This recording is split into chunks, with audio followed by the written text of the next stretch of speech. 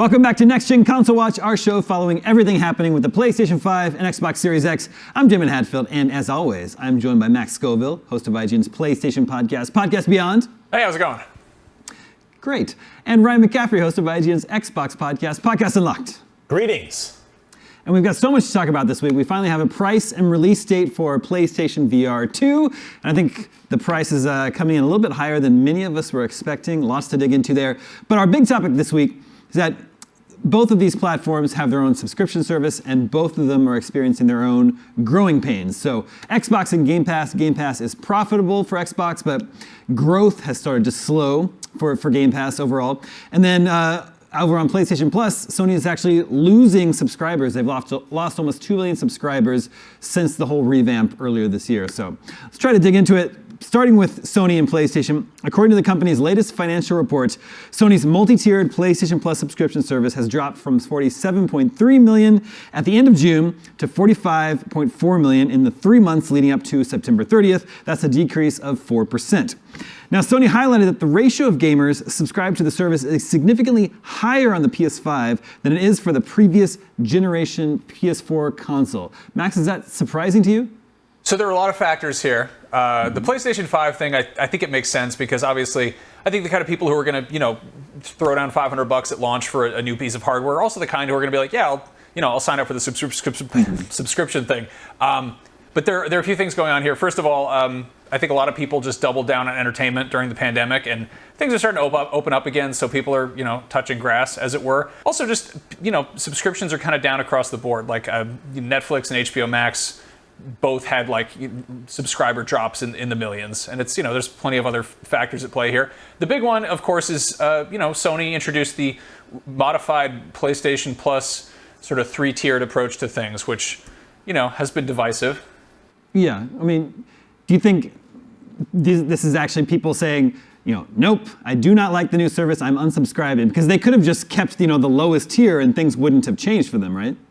I don't think it's that simple. I think this is honestly probably like sort of a natural drop for things. And in the same way that Game Pass seems like a pretty cut and dry deal right there, but apparently they're having trouble meeting their goals too. I don't know. I think there is a weird sense of looking at the the highest premium tier for PlayStation Plus. It sounds expensive, and then you look at it on paper and it's actually it's about the same as Game Pass, but I think the fact that there's 2 other cheaper options makes it sort of seem a little bit nebulous there. Well, even with a 4% dip and now 45.4 million subscribers, that's still roughly twice as many as Xbox Game Pass has. 25 million, I think, is the most recent publicly reported numbers that we've seen. So over on Xbox, Phil Spencer's been making the rounds recently, talking a lot about Game Pass and about other things like the whole Activision Blizzard acquisition. Some of his quotes are that we're seeing incredible growth on PC for Game Pass. On console, I've seen growth slow down, mainly because at some point you've reached everybody on console that wants to subscribe.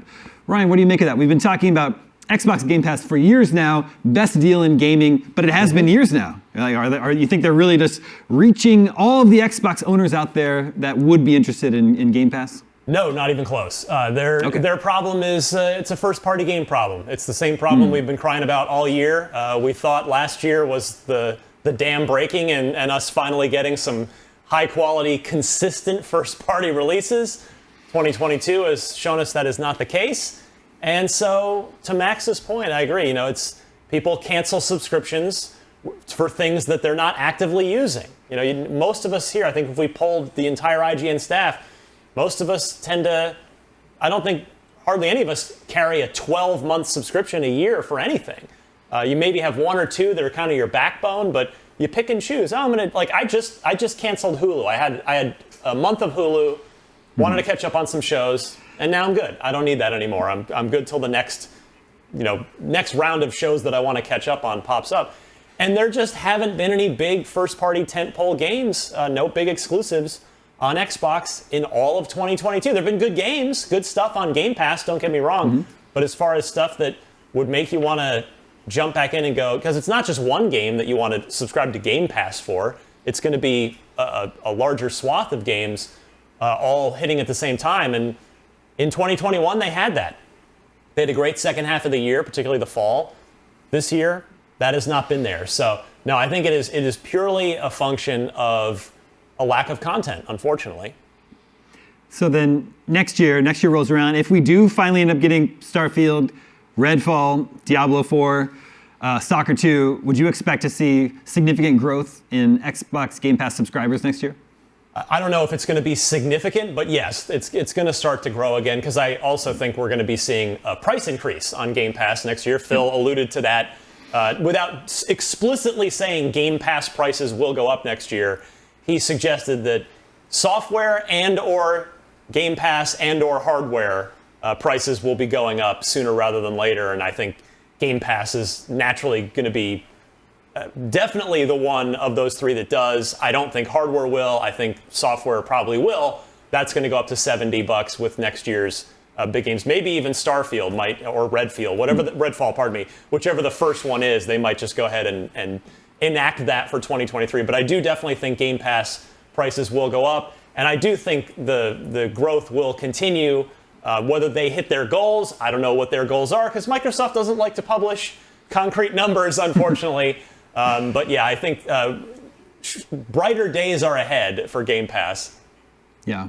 The actual quote from Phil Spencer is, I do think at some point we'll have to raise the prices on certain things, but going into this holiday, we thought it was important to maintain the prices.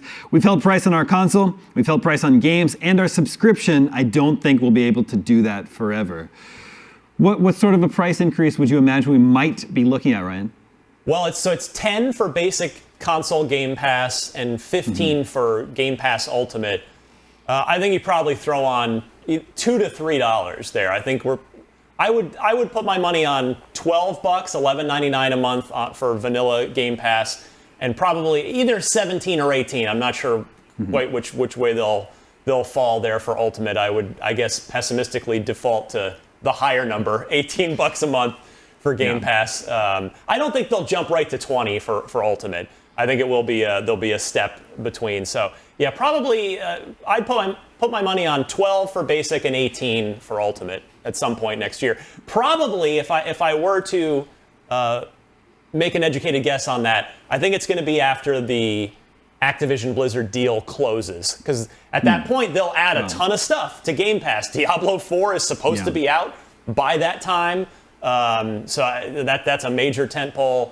I think about that time Microsoft, because they're not going to want to do it in Q4 at the holidays when people are really shopping and a little more price conscious and making purchasing decisions based on many choices. I think they'd probably try to get it out of the way earlier in the year, and that time when the Activision Blizzard deal closes seems like a natural fit for me. Definitely a smart way to go about it. I mean, I think they've got some sort of tricks up their sleeve where we've seen them kind of experimenting with like the family approach to Game Pass. And if you go, I mean, Netflix kind of did a similar thing where they're like, hey, if you want, 4K streaming and up to 7 different accounts for all your in-laws or whatever they have, and it's like, this is more expensive, and it's like, you're raising everything anyway. But like, if you kind of sort of, distract people with a sort of sleight of hand of like, oh, but we added new stuff over here, So I don't know if they really hype up xCloud and like family sharing.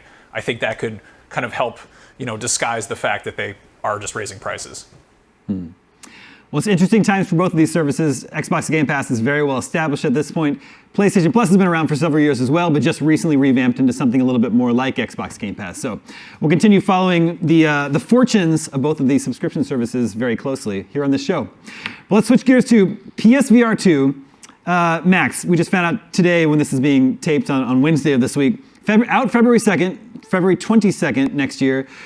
$550, $50 more than what the PlayStation 5 costs here in the US, and the same as what it costs in certain other parts of the world where they had to raise prices earlier. So I'm seeing kind of like two reactions to this. One being like, that sounds crazy expensive, much more than I was expecting. And also that the other reaction would be like, well, actually sounds pretty reasonable considering the specs of this VR unit. So what was your reaction, Max? So initially, my eyes popped out of the sockets in their head, and I said, "Mamma mia, that's too expensive for a funny hat." But in hindsight, it's not that different from what we had with the first PlayStation VR, which was $400 at launch, and it was around the same time that the PS4 got a price cut to I think $349. Yeah. And at the same time, there were some hidden costs with the first PSVR because the camera and the PlayStation Move controllers were sold separately, so you wound up kind of paying about $500, give or take, anyway. So for them to kind of come out and be like, everything you need to wear this funny hat is in the box. It's, $550. That seems expensive, but it's also, paired with the fact that the PS5 is still pretty shiny and new and still at its full price that it had at launch, and also more expensive in some parts of the world, which it's I would say weird timing to announce something this expensive. You could probably sort of soften the blow by being like, hey, the PlayStation 5 has gone down in price, and here's our cool new peripheral that you can buy with it. But that doesn't seem to be what's going on these days. I have to think there's a reasonable chance that Sony intended for it to be $499, but the inflation and the cost and supply chain stuff has forced them to revise. Well, they have chosen to revise that. Sure. Just as they have increased the price of the PS5 itself in non-North American territories. I don't know. I can't prove it until somebody point blank asks Sony, and when we get a straight answer, and they'll never give us a straight answer on that. But yeah, it wouldn't surprise me if they were aiming for $499 and just weren't able to hit that for whatever reason. Mm-hmm.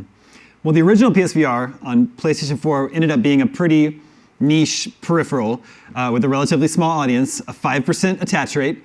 I don't know what Sony's internal goals and projections are and what they consider a success, but I would just have to imagine the R&D for that device, to creating their own wholly original VR device, would have to be pretty high.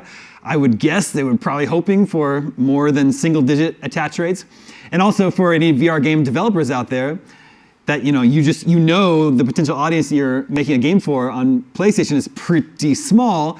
That may sort of limit the enthusiasm PSVR game devs have for making games for that platform.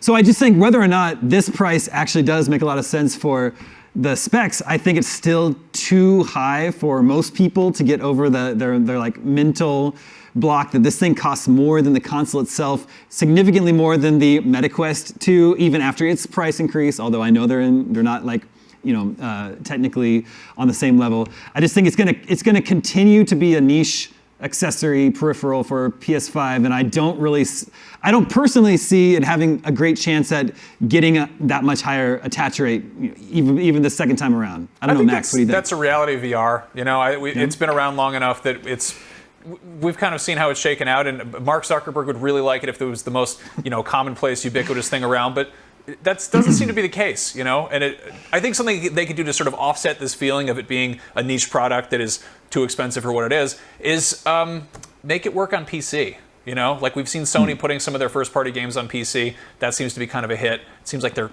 opening up, going that direction. It's not.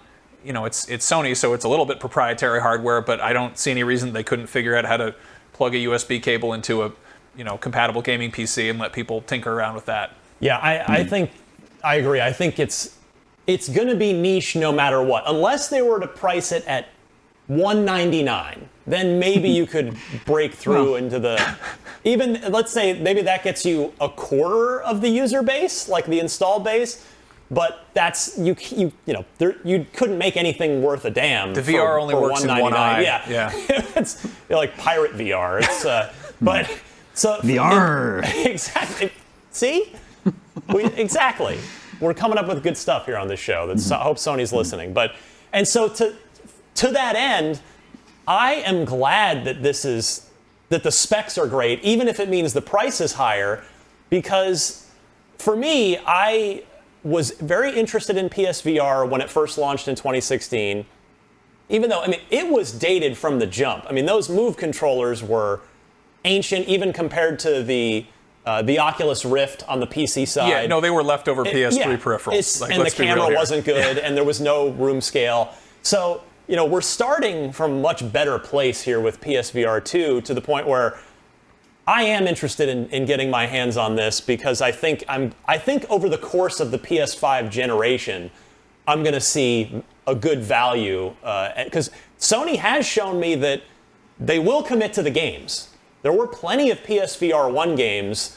I just was pretty over the hardware, but before too long, but to the point where it was so inferior to the PC VR experience that I just lost interest in playing PSVR over the tail end of the PS4 life cycle. But now having a really good PSVR 2 hardware, I'm with great controllers out of the gate that are modern and with room scale. I just feel like the prospects for VR2's success are much higher, even though it's still going to be just as niche. But if those dollars, if that works out for Sony, that's not my problem. As long as they're feeding me good games, whether it makes money for them or not, it must make them enough VR1 must have been successful enough because they decided to do it again. So even only reaching 5% of the user base, there was some metric of success that was met where they said, let's do PSVR 2. No, I think at one point it was like the best-selling VR headset. The small install base is partially a byproduct of so many PS4s being sold. True. It's, which is definitely some goalpost moving going on there, but like it's... Well, kind of Kinect was the same way, right? Like totally, that was like an incredibly successful peripheral that had a lot of games made for it, but I think at the end of the day it was, I don't know, I think they sold 10 million at the gate and they got, I don't know what the final number was, but it's still, the math does work out for this stuff ultimately. Mm-hmm. And yeah, I'm excited for VR2. I mean, I probably said on this show, I know I've said it on Twitter, but I thought it would be $499. So $549 is, I hate to be wrong on the under rather than the over, but I think I'm still going to try and get my hands on one. But Valve, Half-Life Alyx, let's go. This is a no-brainer port. This is the best game, in my opinion, of the last 5 years, and far too few people have had a chance to play it. It's got to come to PSVR 2. I'm going to keep saying it on this show until it happens. I'll back you up on that. No, we were talking about this before the show, but like I think Valve needs to do. They did the orange box. I think they need to do the teal box. Like the other Portal color. You get the the Aperture Labs. You get some other greatest hits of Valve VR that's come out there, and then put it on PSVR. Let the console kids take it for a spin. Yeah, an announcement of Half-Life Alyx for PSVR 2 would have softened the blow of that price tag a little bit. Sony did announce 11 more games that are going to be there at launch, but as I read these over, I think you're just going to be hearing a lot of words that maybe don't mean a lot to a lot of people. So 11 games confirmed for launch. The Dark Pictures, Switchback VR, Crossfire, Sierra Squad, The Light Brigade, Cities VR, Cosmonious High, Hello Neighbor, Search and Rescue, Jurassic World Aftermath Collection, Pistol Whip VR, Zenith, The Last City, After the Fall, and Tentacular. There's also, Horizon Call of the Mountain. That's your A-lister by a mile. That's sort of the big one, yeah. But you know what? Yeah, why $550? At least give us a playable demo for free of Horizon Call of the Mountain. Yeah, come on. That's one thing PSVR did really well. I don't even know how much are they going to be. Are they going to be $70? PSVR 2 games? I guess we don't know yet. Well, the bundle they announced, it's going to be $50 for Horizon. Right. So I feel like your A-list title, your A-list launch title, Horizon Call of the Mountain. Come on, Sony, get a free playable demo so that you don't have to spend, because otherwise you're spending $550 and you can't even do anything with it. You got to spend more to buy the games too. Yeah, no, I mean that was one thing that the PSVR did really well is there were a ton of demos on there, and it was great. And like now, going back to our first story, like there's demos rolled into the highest tier of PlayStation Plus, but if you're spending almost $600 on a shiny new hat, like maybe have some freebies in there. Let people try stuff out, see what makes them the least car sick. Give it a shot. Yeah, I don't know. $550 out February 22nd. Again, I don't know what Sony's hopes and dreams and predictions are, but I think it's got a tough road ahead of it for convincing people to spend that much money for, once again, Tentacular and Cosmonious High and The Light Brigade. We've got the results of the poll from last episode. We were talking about horror games that are out now and coming to next-gen platforms. So we asked you, what's your most anticipated next-gen horror game? Perhaps unsurprisingly, it's the one that's closest to release, the Callisto Protocol, out this December. That got 37% of the vote, followed by Resident Evil 4 and Dead Space, not too surprising. Coming in way at the bottom of the list was Silent Hill F. Well, I know people really want a new Silent Hill game. That's the one that's sort of the least known quantity that we just don't really know too much about. And then we want to know a poll for you to vote on for next week, considering we're talking about the subscription services, Game Pass and PlayStation Plus, some people canceling their subscription services. What's your most essential subscription service? What's the one you would never cancel, the one you're going to keep last? Is it Game Pass? Is it PlayStation Plus? Is it Nintendo Switch Online? Or is it something like your Amazon Prime, your Netflix, your Disney Plus account? Make sure to vote at IGN.com, and we'll share the results with you next week, which is going to be a birthday episode, apparently, right? At least the Xbox Series X. Was that out a few days or a week before PlayStation 5? I don't know. That information may be lost to the sands of time. Who's to say? But in any case, who is to say? We'll be celebrating at least one birthday next week. We might as well just lump them all together in the same episode. We'll be back next Friday, same time, 6 a.m. Pacific, 9 a.m. Eastern, with more PlayStation 5, Xbox Series X news. Thank you to both Max and Ryan. Thank you to everyone working behind the scenes in our LA and San Francisco studios to make this all possible. It's quite a large undertaking. My name is Damon. Everyone have a great weekend, and we'll see you next week.